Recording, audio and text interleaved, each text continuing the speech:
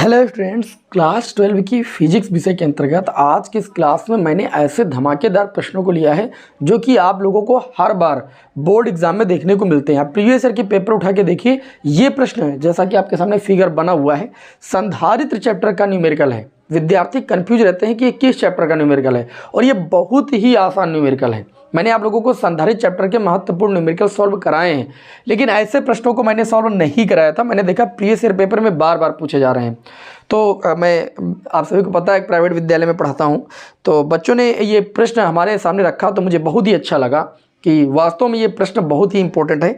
चलिए इनको हम क्यों ना इकट्ठा करके एक साथ बता देते हैं, तो आप सभी लोगों को भी इसका लाभ मिल जाएगा। चलिए देखते हैं आज की क्लास का पहला प्रश्न। क्लास भैया पसंद आएगी, क्लास को लाइक कीजिएगा, दोस्तों में ज़्यादा से ज़्यादा शेयर कीजिएगा और चैनल बनाए तो सब्सक्राइब जरूर कीजिएगा, जिससे बोर्ड एग्जाम की आपकी हम बेस्ट से बेस्ट तैयारी करा सकें। ठीक है, तो आज की क्लास का पहला प्रश्न फिगर मैंने आप सभी के सामने बना दिया है। ठीक है, बाकी प्रश्न आपकी स्क्रीन पर लिख कर आ जाता है। प्रश्न को ध्यान से समझिए। देखिए, संधारित्र वाले चैप्टर में आप सभी लोगों ने दो चीजें पढ़ी, संधारित्रों का श्रेणी क्रम संयोजन और संधारित्रों का समांतर क्रम संयोजन। अब जब ऐसे फिगर होता है ना, तो आप ये नहीं समझ पाते हैं कि संधारित्र श्रेणी क्रम में है कि समांतर क्रम में है। यही आज की इस क्लास में आपको समझाना है। जैसे पहला प्रश्न दिया गया है, चित्र में दिखाए गए 4 प्लेटों में से प्रत्येक का क्षेत्रफल कैपिटल ए मीटर स्क्वायर है। जो प्लेट का क्षेत्रफल है वो कैपिटल ए मीटर स्क्वायर है और दो संलग्न प्लेटों के बीच की जो दूरी है वो आपकी कितनी है, स्मॉल डी मीटर है। एकांतर प्लेट तारों से जोड़े गए हैं। बिंदु ए व बी के बीच तुल्य धारिता की गणना करना आपको। ये भैया बिंदु ए है और ये बिंदु बी है, इसके बीच तुल्य धारिता की गणना करना है। मैं आपको एक चीज बताता हूँ, देखो ये जो पहली और दूसरी प्लेट है, हिंदी में लिखना चाहना तो आप लिख सकते हैं पहली और दूसरी प्लेट। तो देखिए पहली प्लेट, ये पहली प्लेट हो गई। पहली प्लेट किससे कनेक्ट है, ए सिरे से, तो मैंने इसको ए सिरे से इसे कनेक्ट कर दिया। कोई समस्या? अच्छा, ये जो दूसरी प्लेट है, ये जो दूसरी प्लेट है ये आकर के बी से कनेक्ट है। ये भैया दूसरी प्लेट बी से कनेक्ट है। फिर आप देखिए 2 और 3 को मिला करके एक संधारित्र बनेगा। ठीक है, तो 2 और 3 को, लेकिन दूसरी वाली बी से कनेक्ट है, तो हम ये कह सकते हैं कि यहां पर अगर 1, 2 है तो यहां पर 100% 3, 2 होगा। देखिए 3 वाली ए से कनेक्ट है ना, तो 3 यहां पर होगा, 3 वाली ये प्लेट ऐसे होगी, ये जा करके ऐसे कनेक्ट हो जाएगी।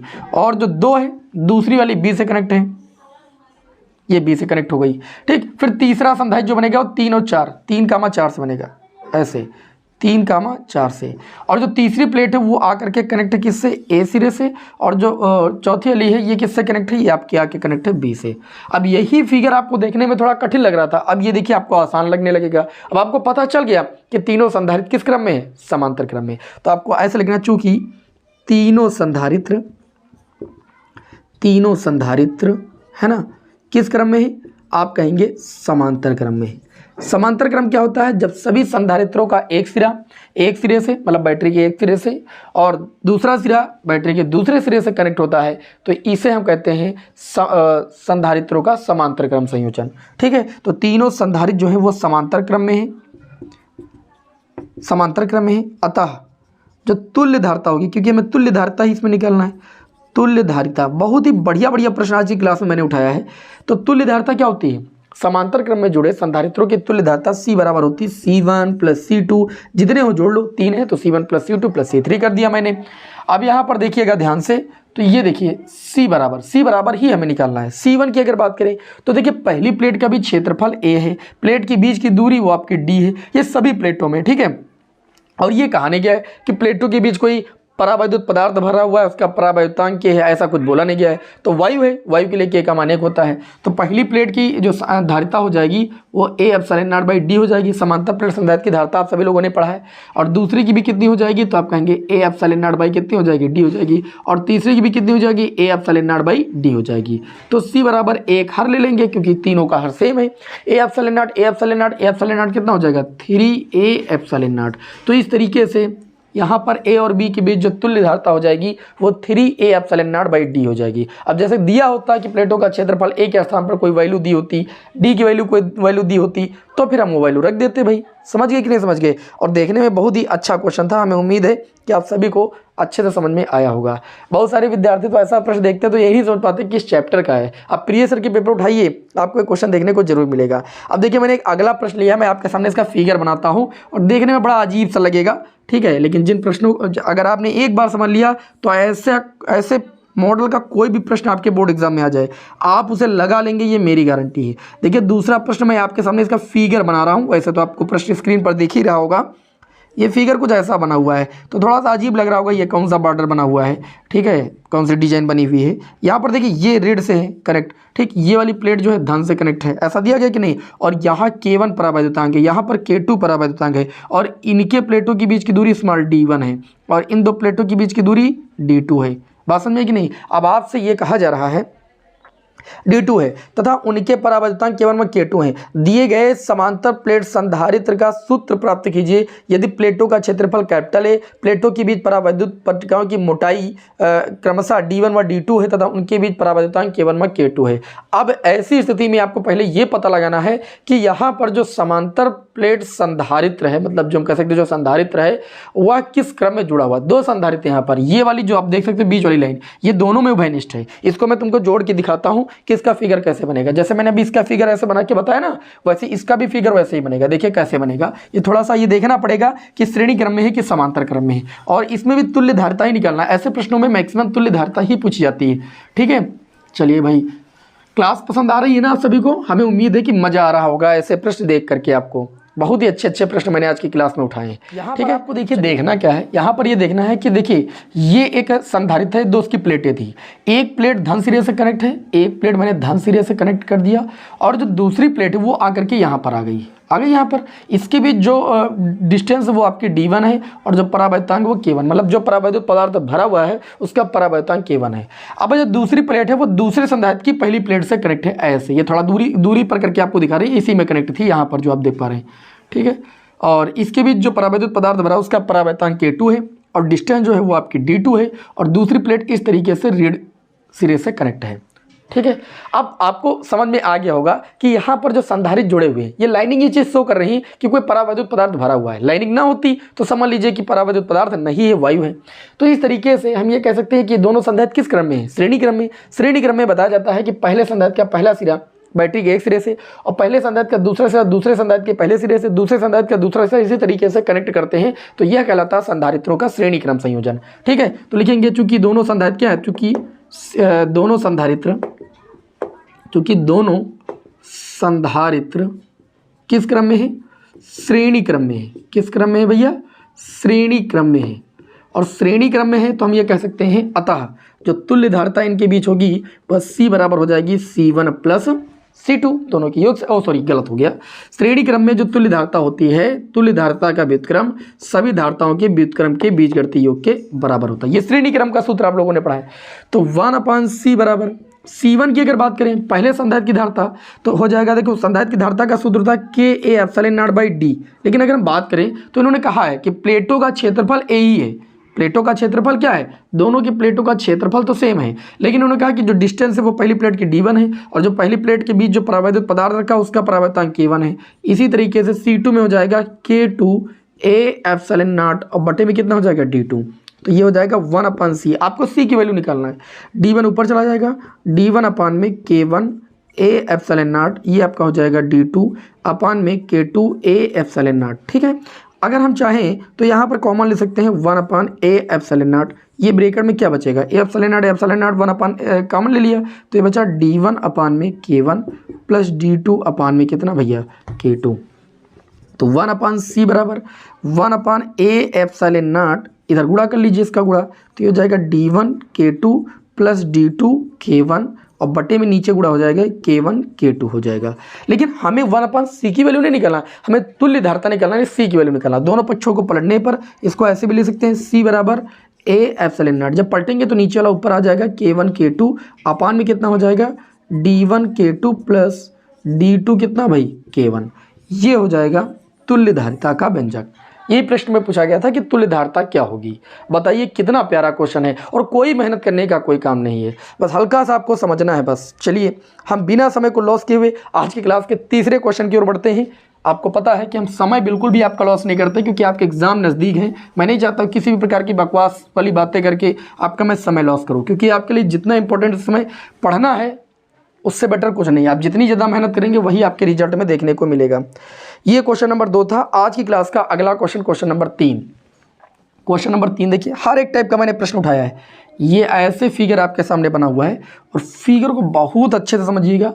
यहाँ पर आप देखिएगा डिवाइडेशन है, ये K1 है और ये K2 है, और यहाँ पर आप समझ सकते हो ऋण चिन्ह लगा है, मतलब ये प्लेट ऋण से जुड़ी हुई है, और यहाँ पर प्लस प्लस प्लस इस तरीके से।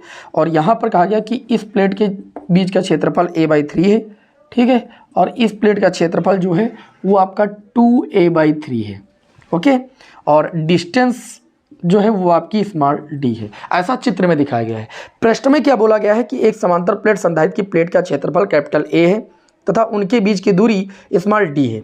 ये पूरा एक ये जो दो भागों में डिवाइड कर दिया गया है। इन्होंने कहा पहले से ये एक समांतर प्लेट संधारित्र था जिसके प्लेटों के बीच का क्षेत्रफल प्लेटों का क्षेत्रफल a था, उनके बीच की दूरी स्मॉल d थी। चित्र के अनुसार प्लेटों के बीच K1 व K2 परावैद्युतांक के गुटके रख दिए गए हैं। अब इसके बीच दो परावैद्युतांक के गुटके रख दिए, ये संधारित्र बट गया दो भागों में, ठीक है।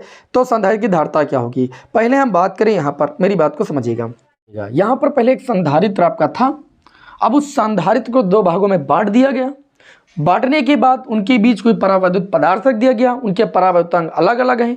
इस स्थिति में संधारित्र की धारिता क्या हो जाएगी, दोनों संधारित्र हैं, एक ये संधारित्र एक ये संधारित्र है। तो पहले संधारित्र की धारिता हम पहले निकालेंगे, पहले संधारित्र की धारिता हम जानते हैं कि धारिता पहले संधारित्र की, इसको C1 नाम दे देंगे। C1 बराबर होता है Ka/0/d।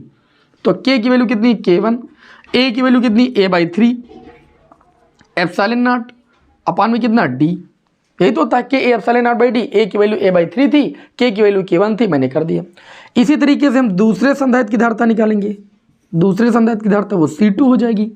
C2 बराबर K की वैल्यू K2, A की वैल्यू 2A है, तो 2A ε0 2A/3 था 3d। तुल्य धारिता निकालेंगे, तो तुल्य धारिता निकालने के लिए हम ये देखेंगे कि दोनों जो संधारित्र हैं वो किस क्रम में है। तो मैंने अभी बताया आप लोगों को कि यहाँ पर देखो, तो ये जो पहला संधारित्र है उसकी पहली प्लेट धन सिरे से, ठीक, और जो दूसरा संधारित्र है उसकी पहली प्लेट धन सिरे से। जो दोनों संधारित्र है मतलब पहला और दूसरा, उसकी दोनों प्लेटें ऋण प्लेट से जुड़ी हैं। तो जब सभी संधारित्रों की एक प्लेट एक सिरे से दूसरी प्लेट दूसरे सिरे से कनेक्ट होती है तो यह कहलाता है संधारित्रों का कौन सा संयोजन, समांतर क्रम संयोजन। और समांतर क्रम संयोजन में तुल्य धारिता C बराबर कितनी होती है, C1 + C2।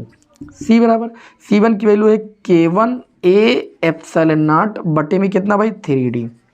C2 की वैल्यू कितनी हो जाएगी, K2 2 कर देंगे, A/0 बाई कितना भाई 3d। C बराबर कॉमन ले लीजिए आप, कितना कॉमन मिलेगा आपको, तो आप कहेंगे कॉमन मिल जाएगा A/0/3d, आपको कॉमन मिल जाएगा। ये आपका बचेगा K1 ही तो बचेगा, और प्लस का कितना बचेगा 2K2। अब इससे ज़्यादा इसको सरल नहीं किया जा सकता है, यही हो जाएगी तुल्य धारिता, ठीक है। जब हम एक पूरा संधारित्र था जिसका क्षेत्रफल A था, अब उसको दो भागों में बांट करके हमने क्या कर दिया है, K1 और K2 परावैद्युतांक का परावैद्युत पदार्थ भर दिया है। तो इस स्थिति में जो संधारित्र की धारिता हो जाएगी वो आपकी इतनी हो जाएगी। अब वैल्यू दी होती है तो वैल्यू रख देते, बात खत्म। लेकिन ऐसे प्रश्नों में वैल्यू बहुत कम ही दी जाती है। चलिए भैया, एक और मैंने बहुत ही प्यारा गजब का क्वेश्चन लिया है मैंने आप सभी के समक्ष, ठीक है। इसको भी आप सभी लोग देखिएगा, बोर्ड एग्जाम में भैया ऐसे ही प्रश्न आपके आते हैं, ठीक है। अगला जो प्रश्न होगा वो आज की क्लास का हमारा कौन सा क्वेश्चन होगा, क्वेश्चन नंबर भैया 4 होगा, है ना। क्वेश्चन कितने हो चुके हैं, 3 हो चुके हैं। अब इन क्वेश्चनों से जो विद्यार्थी डर रहे थे उनका डर हमारी समझ से समाप्त हो गया होगा। क्वेश्चन नंबर जो अगला है, समांतर प्लेट संधारित्र की धारिता का व्यंजक व्युत्पन्न कीजिए। वो मैंने आपको अच्छे तरीके से बताया, ट्रिक के माध्यम से बताया। आप इस वीडियो के कमेंट बॉक्स में जाइए, मैंने सारी क्लासों की प्लेलिस्ट का लिंक दे दिया है आपको, जो भी ना है आप कर लीजिए, अभी आपके पास समय है। बहुत अच्छे क्वेश्चन सॉल्व कराए हैं। समांतर प्लेट संधारित्र की धारिता का व्यंजक मैंने आपको प्राप्त कराया था EVC ट्रिक से, ठीक है। अब यहाँ पर एक देखिए आपके सामने ये फिगर बना हुआ है, फिगर को ध्यान से समझिएगा। यहाँ पर ये देख सकते हो कि ये जो संधारित्र है दो भागों में बटा हुआ है, मतलब दो संधारित्र हैं। यहाँ पर लाइनिंग बनी हुई है, इसका मतलब यहाँ पर परावैद्युत पदार्थ भरा हुआ है। क्या भाई, परावैद्युत पदार्थ भरा हुआ है, और इसके परावैद्युतांक की वैल्यू ही क्वेश्चन में पूछी गई। K बराबर क्वेश्चन मार्क लगा हुआ है, और C बराबर आपको दिया गया है 5 माइक्रोफैरड। क्वेश्चन को पहले समझेंगे तभी लगा पाएंगे, अदरवाइज लगा नहीं पाएंगे। दिया है कि किसी समांतर प्लेट संधारित्र की धारिता 2 माइक्रोफैरड है। समांतर प्लेट संधारित्र की जो धारिता है वो 2 माइक्रोफैरड है। यदि इसके आधे भाग को चित्रानुसार एक परावैद्युत पदार्थ से भर दिया गया है। अब ये मान लेते हैं कि जो पहले जो आपका संधारित्र था उसके प्लेटों का क्षेत्रफल पहले a था, लेकिन अब इसको दो भागों में बांट दिया गया तो क्षेत्रफल a/2 हो गया। ठीक है, प्लेटों के बीच की दूरी को मान लेते हैं कि स्मॉल d है। कितनी है? d है। तो हम ये जान सकते हैं कि पहले जो धारिता थी वो 2 माइक्रोफैराड थी, अर्थात पहले जो धारिता रही होगी A/0/d रही होगी, क्योंकि भाई संधारित्र की धारिता कितनी होती है? अगर प्लेटों का क्षेत्रफल a हो, प्लेटों के बीच की दूरी d हो, तो संधारित्र की जो धारिता होती है वह होती है C = A/0/d। अगर कोई परावैद्युत पदार्थ नहीं भरा है तब, तो पहले कोई परावैद्युत पदार्थ भरा तो था नहीं, अब आधे भाग में परावैद्युत पदार्थ भरा गया है। ठीक है, तो ये पूछ रहे हैं कि जो परावैद्युत पदार्थ भरा गया है इसका परावैद्युतांक कितना होगा। तो पहले ये हम कह सकते हैं कि A/0/d की वैल्यू कितनी थी? 2 माइक्रोफैराड। इसको समीकरण 1 मान लेंगे। आगे बोला गया है कि इसके आधे भाग को चित्रानुसार एक परावैद्युत पदार्थ से भर दिया जाता है तो इसकी धारिता 5 माइक्रोफैराड हो जाती है। के का मान ज्ञात कीजिए। अब जब आधे भाग में परावैद्युत पदार्थ भर दिया गया, जाहिर सी बात है संधारित्र की प्लेटों के बीच कोई भी परावैद्युत पदार्थ भरा जाता है तो संधारित्र की धारिता बढ़ जाती है। यहाँ पर भी बढ़ गई है, 2 से 5 माइक्रोफैराड हो गई, लेकिन जो परावैद्युत पदार्थ भरा गया है उसका परावैद्युतांक कितना होगा, ये क्वेश्चन में पूछा गया है। तो पहले तो आपको ये, जब परावैद्युत पदार्थ भरेगा तो ये संधारित्र 2 भागों में बढ़ गया। ठीक, एक आप देखेंगे इस संधारित्र का एक सिरा, इस संधारित्र का एक सिरा, इस संधारित्र का एक सिरा, इस संधारित्र का एक सिरा, दोनों सिरे एक सिरे से दोनों सिरे से कनेक्ट हैं, अर्थात ये दोनों संधारित्र किस क्रम में है? ये दोनों संधारित्र जैसा भी यहाँ पर था समांतर क्रम में है, तो यहाँ पर लिखेंगे चूंकि दोनों संधारित्र किस क्रम में है? समांतर क्रम में। किस क्रम में है? समांतर क्रम में है। और समांतर क्रम में जो धारिता होती है C बराबर कितनी होती है? C1 + C2, यही तो होती है भाई। अब देखिए भाई, पहले जो धारिता दी थी, अभी इसकी बात अब जो धारिता हो गई, वो कितनी हो गई? 5 माइक्रोफैराड तुल्य धारिता का मान दिया गया है। अच्छा, C1 की बात करें तो C1 में वाई हुए, तो ये हम कह सकते हैं कि A/0/d कितना होगा? d होगा। क्षेत्रफल कितना है? a/2 है, डिस्टेंस d ही है, लेकिन k की वैल्यू यहाँ पर कितने लेंगे? 1, इसलिए 1 लिख रहे हैं। C2 दूसरा जो संधारित्र है, इसमें परावैद्युतांक कितना भाई? k, इसकी वैल्यू नहीं पता है। प्लेटों का क्षेत्रफल कितना है? a/2, तो a/2 हो गया, ε0 हो गया, प्लेटों के बीच की दूरी d। दोनों संधारित्रों की धारिताओं का योग अब कितना हो गया भाई? 5 हो गया, ये प्रश्न में बोला गया है। तो 5 बराबर इसमें से कॉमन ले लो, कितना कॉमन मिलेगा? A/0/d कॉमन मिल जाएगा, तो A/0/d कॉमन लोगे और 2 भी कॉमन मिल जाएगा आपको, तो ये आपका बचेगा 1 प्लस कितना भाई? k। तो 5 बराबर 1/2 A/0/d, इसकी जो वैल्यू है A/0/d की वैल्यू अभी मैंने बताया कितनी है? 2 माइक्रोफैराड, तो 2 लिख दिए यहाँ पर। 1 प्लस कितना आ जाएगा? k। 2 से 2 कैंसिल हो गया, 1 को इधर भेजोगे, k बराबर 1 - 5 बराबर 5 था इधर, और 1 को इधर लाओगे -1 बराबर कितना हो जाएगा? 4 माइक्रोफैराड बता रहे हैं। 4 परावैद्युतांक का कोई मात्रक नहीं होता है ना, 4 आपका परावैद्युतांक आ जाएगा। बात समझ में कि नहीं? परावैद्युतांक का कोई मात्रक नहीं होता है, संधारित्र होता तब आगे बात होती। ये हमारी इस क्लास का क्वेश्चन नंबर 4 था। चलिए भाई आगे बढ़ते हैं हम। बताओ मज़ा आ रहा है कि नहीं मज़ा आ रहा है? सारे प्रश्नों को इकट्ठा कर लिए भैया, आपका डर हम समाप्त कर देंगे जड़ से। चलिए अगला क्वेश्चन देखते हैं, और एक क्वेश्चन आपको होमवर्क के लिए देंगे। ये चेक करेंगे कि आप लोगों ने मेरे द्वारा बताए गए क्वेश्चनों को समझा या नहीं समझा है। आंसर अगर आप कमेंट बॉक्स में बताएंगे तो मुझे बहुत ही अच्छा लगेगा, मुझे लगेगा कि आपने क्लास को अंत तक किया है भाई। ठीक है, इन प्रश्नों की PDF आप लोगों को हमारे बालाजी स्टडी मोशन चैनल पर जाइए, मतलब टेलीग्राम चैनल को सर्च कीजिए, वहाँ पर आपको मिल जाएगा। ठीक है, अब यहाँ पर देखिए अगला जो क्वेश्चन लिया है आज की क्लास का क्वेश्चन नंबर भैया 5। इसमें कहा गया है कि निम्न चित्र में समांतर प्लेट संधारित्र में K1 और K2 परावैद्युतांक वाले 2 परावैद्युत पदार्थ भरे हुए हैं। अरे वाह, क्या फिगर बना हुआ है। आप यहाँ पर देखिए फिगर को कैसे इन्होंने संजोया है कि आप परेशान हो जाए इनके फिगर से। यहाँ पर देखिए K1 K2 ये परावैद्युत पदार्थ डट करके ऐसे भरा हुआ है, और इसका जो परावैद्युतांक दिया है K1, और फिर ये एक दूसरी प्लेट, इसके बीच जो परावैद्युत पदार्थ भरा हुआ है इसका परावैद्युतांक कितना है? K2। इन्होंने कहा इस प्लेट के बीच की दूरी कितनी है? d/2। इस प्लेट के बीच की दूरी कितनी है? d/2, ये बोला गया है। ठीक, ये एक सिरा, ये एक सिरे से कनेक्ट ऐसे, और प्लेटों का जो क्षेत्रफल वो कितना है? a, ये बोला गया ना। संधारित्र की धारिता क्या होगी? तो हमने कहा संधारित्र की धारिता निकालने के लिए आपको ये समझना होगा कि दोनों संधारित्र हैं किस क्रम में। अभी देखिए ये एक संधारित्र है, इसका पहला सिरा ऐसे कनेक्ट है, दूसरा सिरा ऐसे, और दूसरा सिरा आकर के इस संधारित्र के पहले सिरे से कनेक्ट है, फिर ऐसे। अभी मैंने ऐसा क्वेश्चन बताया था, तो ये दोनों किस क्रम में होंगे? ये दोनों होंगे आपके श्रेणी क्रम संयोजन में। ये ऐसे बनेगा, इसको ऐसे बना सकते हो, ऐसे छोटा सा फिगर ऐसे आप बना सकते हैं, ठीक है। अब जो यहाँ पर परावैद्युत पदार्थ भरा, इसका परावर्तनांक K1 है, यहाँ पर जो भरा K2 है, डिस्टेंस D/2 है, डिस्टेंस D/2 है। तो ये संधारित्रों का कौन सा संयोजन होता है? श्रेणी क्रम, ठीक है। तो श्रेणी क्रम संयोजन में होता है 1/C बराबर 1/C1 और प्लस 1/C2। आपको संधारित्र की तुल्य धारिता ही पूछी गई है, तो 1/C बराबर C1 की वैल्यू कितनी हो जाएगी? Ka/0/D आपका भैया फार्मूला होता है। अब K की वैल्यू पहले में K1 दी गई है, क्षेत्रफल कैपिटल A ही है, लेकिन डिस्टेंस D/2 है तो D/2 कर देंगे। और प्लस ये कितना हो जाएगा? ये आपका हो जाएगा K2A/0/D/2। इसको सॉल्व करेंगे, देखिए यहाँ पर जब D/2 करेंगे ना तो ये 2 ये इसके पास आएगा, समझ रहे हो ना? ऊपर नहीं लेकर जाना, ऊपर पूरा D/2 जाएगा, और जब ऊपर D/2 जाएगा तो 2 नीचे ही रहेगा। तो ये आपका हो जाएगा D/में 2K1A/0D/2K2A/0। ये होगा। आपको वैल्यू किसकी निकालनी, पहले ये बताओ, वैल्यू आपको निकालनी किसकी? वैल्यू निकालनी है आपको यहाँ पर, किसकी वैल्यू निकालनी हो? कुछ गड़बड़ हो गया क्या? आपको वैल्यू निकालनी है C की, तो निर्धारित, ओके। तो ये हो जाएगा 1/C बराबर, देखिए कॉमन आपका कितना मिलेगा? कॉमन मिलेगा D/A/0, इतना कॉमन मिल जाएगा आपको। ये बचेगा 2 भी कॉमन मिल जाएगा, ये बचेगा कितना बचेगा? D/A/0 कॉमन लिया तो 1/K1 बचा, और प्लस कितना बचेगा? 1/K2। अब देखिए 1/C बराबर 1/2 इंटू में D/A/0, ये ऊपर नीचे गुणा करेंगे तो हो जाएगा K1 प्लस K2, और नीचे हो जाएगा K1 K2। वैल्यू आपको 1/C के नहीं निकालना बल्कि C की निकालना है। तो C की वैल्यू कितनी हो जाएगी? C की वैल्यू जब निकालेंगे तो 2A/0/D, K1 K2 ऊपर पहुंच जाएगा, बटे में K1 प्लस कितना हो जाएगा? K2। तो जो तुल्य धारिता हो जाएगी वो आपकी ये हो जाएगी। अब एक क्वेश्चन आपके हम स्क्रीन पर लगा रहे हैं, क्वेश्चन को ध्यान से देखिए आप सभी लोग, और इस क्वेश्चन का उत्तर हमें कमेंट बॉक्स में बताइए, तब मुझे पता चलेगा कि ये क्लास आपको समझ में आई है और बोर्ड एग्जाम में आने वाला प्रश्न आप कर लेंगे, ओके। चलिए आप सभी लोगों को बेस्ट ऑफ लक, मिलते हैं नेक्स्ट क्लास में बहुत ही अच्छे प्रश्नों के साथ, फिर मिलेंगे आपको। जय हिंद, वंदे मातरम।